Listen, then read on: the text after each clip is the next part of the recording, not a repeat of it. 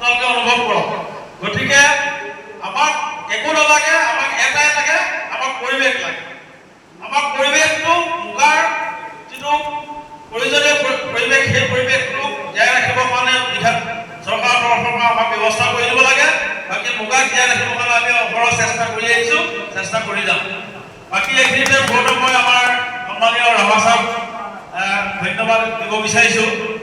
তেখেতৰ তত্বাৱধানতে নিশ্চয় যিটো লাডৈ বুলি এটা মেডিচিন উলিয়াইছে আমাৰ মুগাৰ কাৰণে, সেই মেডিচিনটোৱে যথেষ্ট ভাল কাম কৰিছে। এবাৰ মই নিজে প্ৰমাণ পাইছোঁ। মই মুগাৰ আপোনাৰ দুই ওলাইছিলে, পিছত কাটোতে মোৰ চুমনিত এই মেছকাডাইন লক্ষণটো ধৰা পৰিছিল। তাৰপিছত মই প্ৰথম গছত স্প্ৰে কৰিছিলোঁ। তাৰপিছত ক্ৰমান্বয়ে মই মুগা যেতিয়া ইজোপাৰ পৰা সিজোপা গছলৈ দিওঁতে প্ৰতি চালতে মুগাক মই স্প্ৰে কৰি সম্পূৰ্ণকৈ মই আজি মুগা মোক আদায় হৈছে। মই 22,000 মুগা মুগাবলৈ সক্ষম হৈছোঁ। গতিকে ছাৰক মই ধন্যবাদ জনাইছোঁ।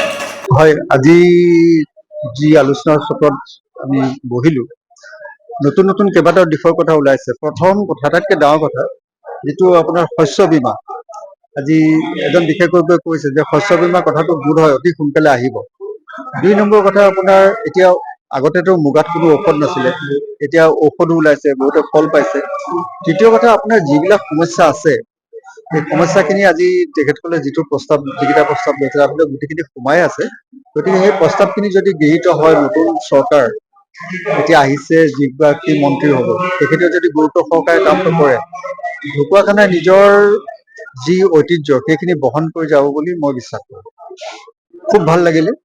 আৰু আটাইতকৈ ডাঙৰ কথা হ'ল কি, আজি মই আগতেতো অহা নাই, আজি প্ৰথম দেখিলোঁ যে বিজ্ঞানীও আহিছে, ৰেচম বিভাগৰ বিষয়াজনো আহিছে, খেতিয়কো আহিছে, মুখামুখিকৈ বহি তেখেতসকলে কথা পাতিছে। এইটো আটাইতকৈ ডাঙৰ কথা। এই সুবিধাটো সদায় নহয়। আজি বিশ্ব মুগা দিৱস বুলিয়ে তেখেতসকলে আয়োজকসকলে যিটো অনুষ্ঠান পাতিছে, তাত এনেকুৱা এটা ব্যৱস্থা কৰাৰ কাৰণে মই অন্ততঃ ব্যক্তিগতভাৱে বৰ সুখী। 19 মে দিনটো অসম চৰকাৰ তথা বিভাগীয় কৰ্তৃপক্ষই বৰমুগা দিন হিচাপে ঘোষণা কৰিছিল। আৰু সেই মৰ্মে আমি 12 চনৰ পৰা 19 মে তাৰিখটো বৰমুগা দিৱস হিচাপে পালন কৰি আহিছোঁ। এইবাৰ আমি অনুষ্টুপীয়াকৈ ইয়াতে পতাৰ সিদ্ধান্ত লৈছিলোঁ। মাত্ৰ 15টা দিনৰ ভিতৰত আমি সদৌ অসম ৰেচম খেতিয়ক সন্থাৰ ভিত্তিত আজি এই অনুষ্ঠানটো পাতিবলৈ চেষ্টা কৰিছিলোঁ। তাতে আমাৰ ইতিমধ্যে ৰাতিপুৱাৰ পৰা পতাকা উত্তোলন, গছপুলি ৰোপণ আৰু আলোচনা চক্ৰ আৰম্ভ কৰি সেইখিনি কাৰ্যসূচী শেষ হৈছে। আৰু এতিয়া আমাৰ মূল মিটিং আৰম্ভ হৈছে। আমাৰ মুখ্য উদ্দেশ্য হৈছে আমাৰ এই সম্পদটো, আজো ককাৰ দিনৰ পৰা আমি যিটো সম্পদ পোহপাল দি আহিছোঁ, সেই সম্পদটো হেৰাই যোৱাৰ সংকট হৈছে। বিভিন্ন সমস্যা আহিছে আৰু প্ৰাকৃতিক যি উষ্ণতা, ইয়াৰ কাৰণে আমি ইয়াত ফলপ্ৰসূ লাভ কৰিবলৈ উৎপাদন কৰিবলৈ সক্ষম হোৱা নাই।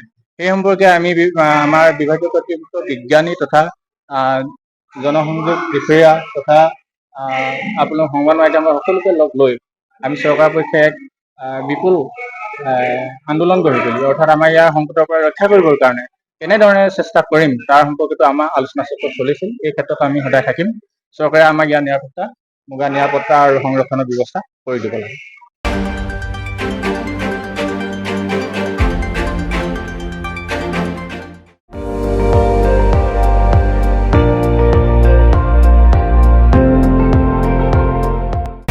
আপুনি চাই আছে ND24, সৰ্বশ্ৰেষ্ঠ নহয়, সৰ্বোত্তমৰ দৌৰত।